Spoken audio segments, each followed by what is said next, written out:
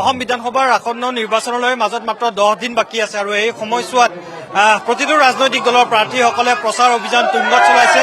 এই মুহূৰ্তত আমি গুৱাহাটী মহানগৰীৰ পানীখাইটিত উপস্থিত আছো। ডিমৰীয়া নতুনকৈ গঠিত হোৱা এটা সমষ্টি, এই ডিমৰীয়া সমষ্টিৰে পানীখাইটিত আমি এই মুহূৰ্তত উপস্থিত আছো। ইয়াত NDAৰ প্ৰাৰ্থী ডক্টৰ তপন দাসৰ সমৰ্থকসকলে এই মুহূৰ্তত একত্ৰিত হৈছে আৰু প্ৰচাৰ অভিযান এই মুহূৰ্তত চলি থকাৰ মাজতে ডক্টৰ তপন দাসে এই মুহূৰ্তত আজিৰ দিনটোত 6টাকৈ অসম গণ পৰিষদৰ নিৰ্বাচনী কাৰ্যালয় মুকলি কৰিছে।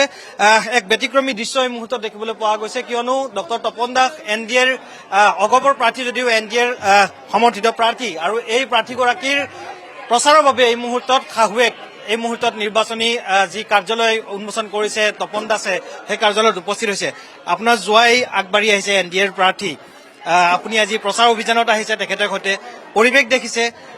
ইয়াৰ পূৰ্বে আমি দেখা নাছিলো আপোনাক এনেকুৱা ধৰণৰ ৰাজহুৱা সভাত, কিন্তু আজি প্ৰথমবাৰৰ বাবে আহিছে। কি ধৰণৰ কেনেকুৱা দেখিছে ৰাইজৰ মাজত আপোনাৰ ল'ৰাক, আপোনাৰ জোৱাইক দেখি কেনেকুৱা লাগিছে? ভালে লাগিছে বহুত, কাৰণ জোৱাই বহুত কষ্ট কৰিছে আগৰ পৰা, সেইটোৱে কৈ থাকো যে বহুত কষ্ট কৰিছে, গতিকে সি পালে বহুত ভাল লাগিব। সি ৰাইজৰটো সেই আশীৰ্বাদ সদায় আছে তাৰ ওচৰত, মই সেইটো ভালকৈ জানো। তাৰমানে অসম গণ পৰিষদৰ সম্পাদক হিচাপে তেখেতে কাৰ্যনিৰ্বাহ কৰি আছিল। এইবাৰ যিহেতু NDAৰ প্ৰাৰ্থী, তেওঁৰ পৰা ৰাইজৰ মাজত আপুনি তেওঁৰ সৈতে আহিছে, ৰাইজৰ আশা আকাংক্ষা তেওঁৰ ওপৰত দায়িত্ব অৰ্পণ কৰিছে। গতিকে আপুনি কি ভাবে, আপোনাৰ জোৱাই সফল হ'ব তেওঁৰ এই কাৰ্যটি ভাৰ যেন লাগে? আৰু তেওঁ ৰাইজৰ কাৰণেতো তেওঁ যথেষ্ট কৰিব বুলি মই জানো, আৰু আমিতো সেইটোৱে কৈ থাকো যে যিহেতু এজন সেই হৈছে, গতিকে ৰাইজৰ সেইটো কৰিবই লাগিব। তাৰমানে প্ৰতিগৰাকী মহিলাই বিশেষকৈ তেখেতক আশীৰ্বাদ দিছে, আৱেগিকো হৈছে। আপুনি কৰবাত আৱেগিক হোৱা দেখিবলৈ পাইছে? বহুত ভাল লাগে। তাৰমানে আমি সৰুৰ পৰা দেখিছো বহুত কষ্ট কৰে সি এইবিলাক, সেইকাৰণে মই সেইটোৱে জানো যে সি যদি উঠে এইটোত সফল হয়, তেতিয়াহ'লে সি তাৰমানে এইটো কৰিবই, ৰাইজৰ কাৰণে কাম কৰিবই, মই সেইটো ভালকৈ জানো। তাৰমানে এইখিনিয়ে নিৰ্বাচনী কাৰ্যালয় মুকলি কৰা অৱস্থাত এই মুহূৰ্তত দেখিবলৈ পোৱা গৈছে ডক্টৰ তপন দাস কাৰ্যকৰ্তা আৰু তেওঁৰ দলীয় কৰ্মীসকলৰ সৈতে সন্মিলিত হৈছে। আমি তেখেতৰ পৰাও জানিম, সমগ্ৰ দিনটো আপোনালোকে নিৰ্বাচনী প্ৰচাৰ চলাই আছে আৰু ব্যতিক্ৰম দৃশ্য দেখিছো। আপোনাৰ শাহুমা এই মুহূৰ্তত আপোনাৰ সৈতে আশীৰ্বাদ ল'বৰ বাবে ৰাইজৰ মাজলৈ আহিছে। সমগ্ৰ দিনটো আমি পৰিৱেশ দেখিছো, আই মাতৃসকলৰ মাজত আপুনি খুব জনপ্ৰিয়ভাৱে আপুনি এই মুহূৰ্তত প্ৰৱেশ কৰিছে। কি ক'বলৈ বিচাৰিব, তেওঁলোকৰ আশা আকাংক্ষা আপোনাৰ ওপৰত ন্যস্ত কৰিছে? চাওক, আজি গোটেই দিনটো আমি আমাৰ সন্মানীয় বিধায়ক অতুল বৰা ডাঙৰীয়া, আমাৰ মিতালী কলিতা ডাঙৰীয়া নেকি আৰম্ভ কৰি ৰুণুমী বাইদেউ, গোটেই সকলো জিলা পৰিষদৰ সদস্য, ভাৰতীয় জনতা পাৰ্টী অসম গণ পৰিষদৰ সমূহ কৰ্মকৰ্তা, বিষয়ববীয়া সকলোৱে একত্ৰিত হৈ আজি আমি বহু কাৰ্যালয় উদ্বোধন কৰিলো আৰু ৰাইজৰ ব্যাপক সঁহাৰি আৰু এক উৎসৱমুখৰ পৰিৱেশ আপোনালোকে দেখাই পাইছে। আজি আমি নৰতাপত কওক, হহৰাত কওক, তেতেলিয়াত কওক, টোপাতলিত কওক, আজি পানীখাইটিত কওক, অলপ আগতে আমচিং যোৰাবাটত কওক, প্ৰত্যেকটো অঞ্চলতে আমি সামৰি আমাৰ কিছু নিৰ্বাচনী সভা, কিছু কাৰ্যালয় উদ্বোধন, তেনেকুৱা ধৰণৰ আমি আজি দিনটোত কাৰ্যসূচী ৰাখিছিলো আৰু ৰাইজৰ ব্যাপক সঁহাৰি। ইতিমধ্যে অসমৰ ৰাইজে সিদ্ধান্ত গ্ৰহণ কৰিছে যে পুনৰবাৰ অসমত NDAৰ চৰকাৰ তৃতীয়বাৰৰ বাবে আহিব আৰু ডক্টৰ হিমন্ত বিশ্ব শৰ্মা ডাঙৰীয়াৰ যি উন্নয়নশীল গতি, যি ধাৰা, সেই ধাৰাক অসমৰ ৰাইজে ইতিমধ্যে আশীৰ্বাদ দিছে।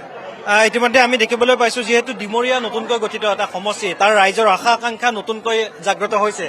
আপোনাৰ নতুন সমষ্টিটোত শিক্ষা লগতে আপোনাৰ চিকিৎসা, এই দুটা হয়তো কৰবাত নহয় কৰবাত আপুনি এই উন্নয়নৰ পথটোত সেইটো সম্বলিত কৰিবলৈ আপুনি চেষ্টা কৰিব নিশ্চয়কৈ। চিকিৎসা খণ্ডৰ ক্ষেত্ৰত কি পদক্ষেপ ল'ব বুলি আপুনি থিৰাং কৰে? নিশ্চিতভাৱে আমাৰ কচুতলিত যি TNAPBN হৈছে, তাতে মুখ্যমন্ত্ৰী মহোদয়ে কৈছিলে ৰাইজে যদি বিচাৰে মই ইঞ্জিনিয়াৰিং কলেজো বনাই দিম, ৰাইজে যদি বিচাৰে মেডিকেল কলেজতো, মেডিকেল কলেজ শব্দটো কোৱা নাই, তথাপিতো ৰাইজে বিচাৰিলে হয়তো নিশ্চিতভাৱে মেডিকেল কলেজো কৰি দিব পাৰে। মই ভাবো যে ডক্টৰ হিমন্ত বিশ্ব শৰ্মা ডাঙৰীয়াই নৱগঠিত ডিমৰীয়াক যথেষ্ট আগবঢ়াই লৈ যাব, কিয়নো ইতিমধ্যে ৰিং ৰোডৰ কথা হৈছে, TNAPBNৰ কথা হৈছে, ছায়েন্স চিটি কৰিছে। ইয়াৰ উপৰিও এই ডিমৰীয়া সমষ্টিটোত যি যি সমস্যা আছে, সেই সমস্যা, মৌলিক সমস্যা নিশ্চিতভাৱে হাম কাটিব, পথ, পোহৰ, পানী সকলো হ'ব। কিন্তু তাৰ লগতে আমি যাতে ইয়াতে যথেষ্ট ভাল ভাল খেলুৱৈ আছে, তেখেতসকলক যাতে এটা ভাল পৰিৱেশ দিব পাৰোঁ, ভাল ভাল শিক্ষাৰ্থী আছে, শিক্ষাৰ্থীসকলৰ কাৰণে যাতে এটা পৰিৱেশ সৃষ্টি কৰিব পাৰোঁ। আমাৰ ইয়াৰে পৰা ডিমৰীয়াৰ পৰা IIMত যাওক, IITত যাওক, মেডিকেল কলেজৰ ভাল ষ্টুডেণ্ট ওলাওক, IAS ওলাওক, ভাল IPS ওলাওক, ACSত যথেষ্ট সংখ্যক পায় আৰু যথেষ্ট সংখ্যক ওলাওক, আৰু নতুন নতুন CDS দিয়ক, NDA দিয়ক, আমাৰ ল'ৰা আৰ্মিটো যোগদান কৰক, তেনেকুৱা ধৰণৰ এটা পৰিৱেশৰ সৃষ্টি আমি কৰিবই লাগিব। আৰু আমি নিশ্চিত যে আমাৰ এই নৱগঠিত ডিমৰীয়াত আমাৰ ৰাইজৰ যি ব্যাপক উৎসাহ, আই মাতৃসকলৰ যি ব্যাপক উৎসাহ, আই মাতৃসকলে আশীৰ্বাদ দিব। আৰু মই ইতিমধ্যে কৈছো, মই ইয়াতে প্ৰতীকে মাত্ৰ ইয়াতে মুখ্যমন্ত্ৰী মহোদয়কে ৰাইজে ভোট দিব, মই মোৰ বক্তব্যটো কৈছো। আৰু আমি নিশ্চিত যে ডিমৰীয়াবাসী ৰাইজ উন্নয়নৰ যি ৰেলগাড়ীত ডিমৰীয়াৰ দবাটো তাতে খাপ খাব। প্ৰতিপক্ষ নিশ্চয় কৈ আছে প্ৰতিদ্বন্দ্বিতা হ'বনে নহয়? উন্নয়ন মই 3বাৰ কৈছো, তাৰ মানে 24 ঘণ্টা 8 ঘণ্টা দি পূৰণ কৰিলে। আৰু 24 ঘণ্টা মানে দিনে নিশাই উন্নয়ন হৈছে অসমত। ভাৰতবৰ্ষৰ বিভিন্ন ৰাজ্যই অসমৰ ফালে এতিয়া চকু। মাননীয় প্ৰধানমন্ত্ৰী নৰেন্দ্ৰ মোদী ডাঙৰীয়া, মাননীয় গৃহমন্ত্ৰী অমিত শ্বাহ ডাঙৰীয়া, আমাৰ মাননীয় মুখ্যমন্ত্ৰী ডক্টৰ হিমন্ত বিশ্ব শৰ্মা ডাঙৰীয়াই অসমখনক এটা বেলেগ ৰূপলৈ লৈ গৈ আছে, ৰূপান্তৰৰ খনিকৰ বুলি সেইকাৰণে মুখ্যমন্ত্ৰী মহোদয়ক কয়। আৰু আমি নিশ্চিত বিৰোধীৰ কথা আমি ক'ব নালাগে, কিয়নো আমি উন্নয়নৰ কথা ৰাইজৰ মাজলৈ বতৰা লৈ যাব লাগে আৰু ৰাইজৰ আমি আশীৰ্বাদ বিচাৰি যাব লাগে। ধন্যবাদ। আই মাতৃসকল আছে, আমি তেওঁলোকৰ পৰাও জানিবলৈ চেষ্টা কৰিম কি ধৰণে আচলতে তপন দাসক কি হিচাপে পাইছে আপোনালোকে, সভালৈ আহিছে, তপন দাসৰ বিষয়ে কি ক'বলৈ বিচাৰিব? আমি তপনক বহুত ভাল পাওঁ। তপন আমাৰ জনপ্ৰিয় নেতা এজন, তেওঁ যদি যথেষ্ট ভোট পায় আমাৰ বহুত ভাল লাগিব। Thank you. বাইদেউ কি ক'ব? সভালৈ আহিছে, কাৰ্যালয়লৈ আহিছে, তপন দাসক দেখিছে, হাঁহিমুখীয়া মানুহ এগৰাকী, কি ক'বলৈ বিচাৰিব? বহুত ভাল, একদম জিকিলে আমিতো দিমেই আৰু একদম যিমান আছে আৰু 100 তপন দা জিন্দাবাদ কওক। জিন্দাবাদ, তপন দা জিন্দাবাদ। 100ৰ ভিতৰত একদম 100% আমি মানে তপন দাসক জিকাম। আৰু ডক্টৰ হেমন্ত বিশ্ব শৰ্মা আমাৰ আকৌ লাগিব, মোদী চৰকাৰ লাগিব। গতিকে আমি হাতীৰ ছবি ভোট দি জয়যুক্ত কৰিম। তেখেতে বহুত বিপুল ভোটত জয় হ'ব।